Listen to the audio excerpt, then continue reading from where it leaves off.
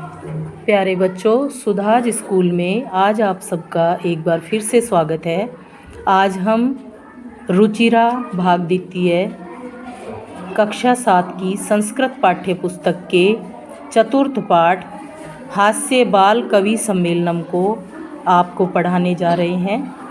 आप लोग इस पाठ को ध्यान से सुनिएगा और इसका आनंद उठाइएगा।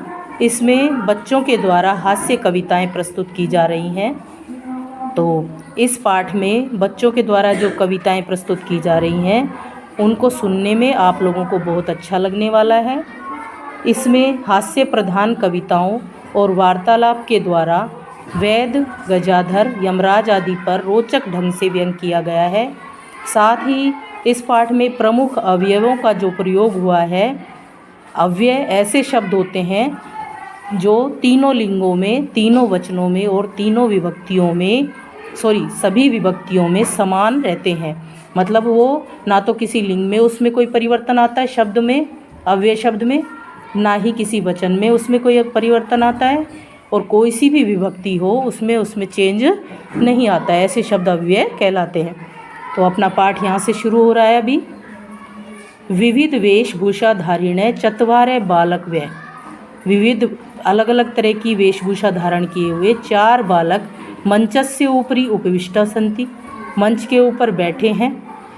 उपविष्टा माने बैठे हैं। अधः माने नीचे। श्रोतारे जो श्रोता हैं, श्रोतागण, हास्य कविता श्रवणाय, हास्य कविता को सुनने के लिए उत्सुकाः सन्ति, उत्सुक हैं। कोलाहलम च कुर्वन्ति, और आपस में बातचीत या शोर कर रहे हैं। संचालक है, संचालक कौन होता है? जो मंच का संचालन करता है, माइक में बोलता है। वो कह रहा है अलम कोलाहलेन, शोर मत कीजिए। अलम शब्द होता है मना करने के लिए।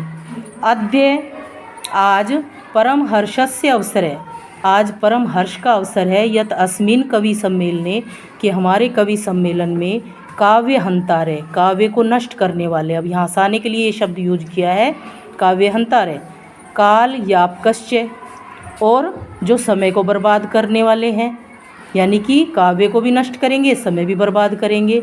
ऐसे भारतस्य हास्य कवि धुरंधरा, भारत के हास्य कवि धुरंधर, बड़े बड़े कवि समागता माने आए हैं। संति, संति का मतलब है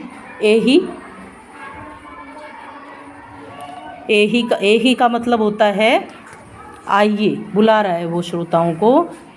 करतल ध्वनिना वयम एतेषाम स्वागतम कुर्मे। करतल ध्वनि माने ताली बजा करके, वयम माने हम सब, एतेषाम माने इनका, इनका किनका? चारों कवियों का स्वागत करते हैं। गजाधर, अब पहला कवि खड़ा हुआ है गजाधर। सर्वेभ्यो ऐरसिकेभ्यो नमः नमः।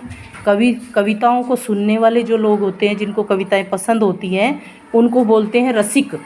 और यहाँ पर क्या कहा है उसने? सर्वेभ्यो माने सबके सब, ऐरसिकेभ्यो, ऐरसिक लोग, आप सबको नमस्कार है। ये क्यों बोला है? हंसाने के लिए। प्रथमम तावद अहम आधुनिक वैद्यम उद्देश्यम स्वकीयम काव्यम श्राव्यामी।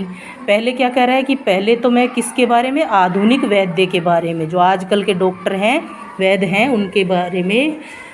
उद्देश्य स्वकीयम काव्यम श्राव्यामी, उसके उद्देश्य से मैं अपनी जो कविता है उसको सुना रहा हूँ। अब देखिए इसमें वैदराज की वो हंसी उड़ा रहा है। इस कविता में क्या कह रहा है? वैदराज नमस्तुभ्यम। आजकल के जो मॉडर्न वैदराज हैं उनके बारे में बोला है कि आपको नमस्कार है। यमराज सहोदर, यमराज सहोदर, सहोदर का मतलब होता है भाई। आप कैसे हैं? यमराज के भाई हैं। उनको, आज के वैद्य को यमराज का भाई बता रहा है, हंसाने के लिए बोल रहा है। हास्य कवि सम्मेलन है इसलिए। यमस्तु हरति प्राणान, अब कारण बताया कि क्यों है यमराज का भाई, क्योंकि यमराज तो क्या करता है? प्राणों को हर लेता है। प्राणों को हरने वाला देवता माना जाता है यमराज, मृत्यु का देवता।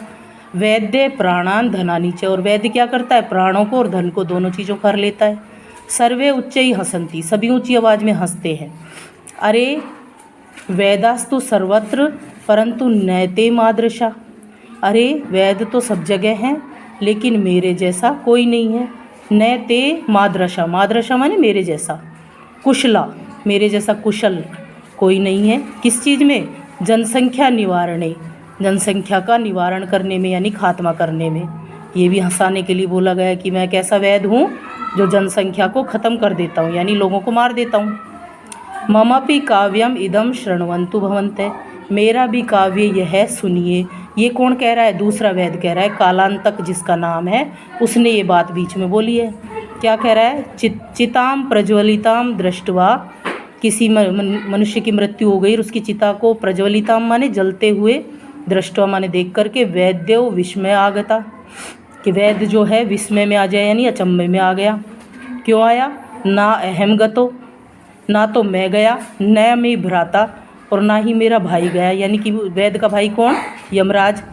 कस्य इदम हस्तलाघवम, कस्य माने किसकी, इदम माने यह, हस्तलाघवम माने हाथ की सफाई। तो ये हाथ की सफाई किसने की, यानी किस व्यक्ति को किसने मार दिया? ये बात वैदराज हंसाने के लिए बोल रहा है कि भाई ना तो मैं मारने गया इसको और ना ही मेरा भाई यमराज गया, फिर ये चिता किसकी जल रही है, कौन मर गया, किसने मारा इसको? ये भी वैदराज कालांतक हंसाने के लिए बोल रहा है। सर्वे पुनः हसंती, सभी दोबारा से हंसते हैं। अभी तीसरा कवि खड़ा हुआ है, तुंदिल। तुंदस से ऊपरी हस्तम आवर्त्यन, तोंद के ऊपर हाथ, आवर्त्यन माने फेरते हुए, हस्तम माने हाथ। तुंदिलो अहम भो, भो माने अरे, अरे मैं कौन हूँ? तुंदिल हूँ, तोंदू हूँ, पेटू हूँ। ममापि इदम काव्यम श्रूयताम, मेरा भी यह काव्य सुनो। जीवने धार्यताम च, और जीवन में धारण करो इस काव्य को।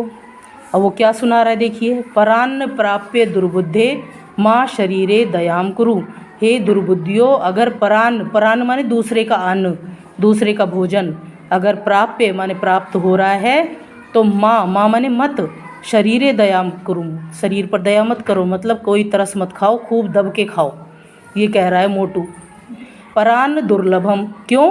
क्योंकि पराया अन्न कैसा होता है? दुर्लभ होता है, बड़ी मुश्किल से मिलता है। लोके, लोके माने संसार में। शरीराणी पुनः पुनः, शरीर का क्या है? शरीर तो बार बार मिल जाता है।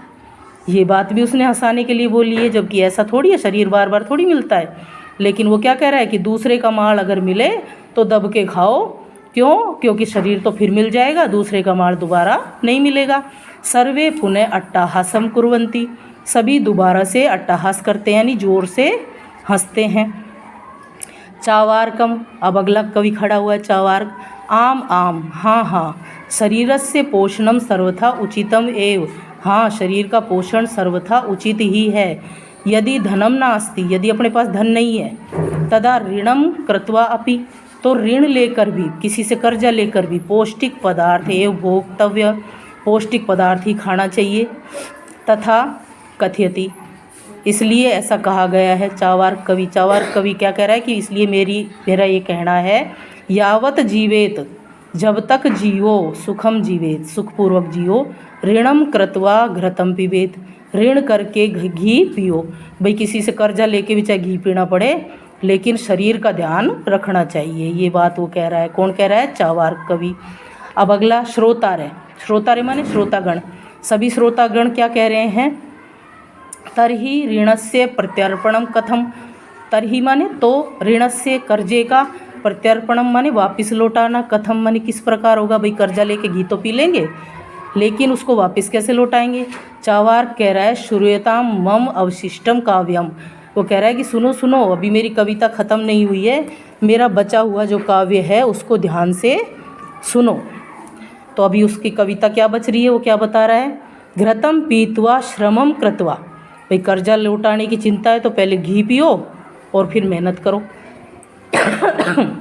ऋणम प्रत्यर्पेत जन है, इस प्रकार लोगों को अपना कर्जा प्रत्यर्पण कर देना चाहिए। बच्चों आगे कविता हम बाद में पढ़ाएंगे, आप लोग इसे दोहरान कीजिएगा। तब तक के लिए नमस्कार।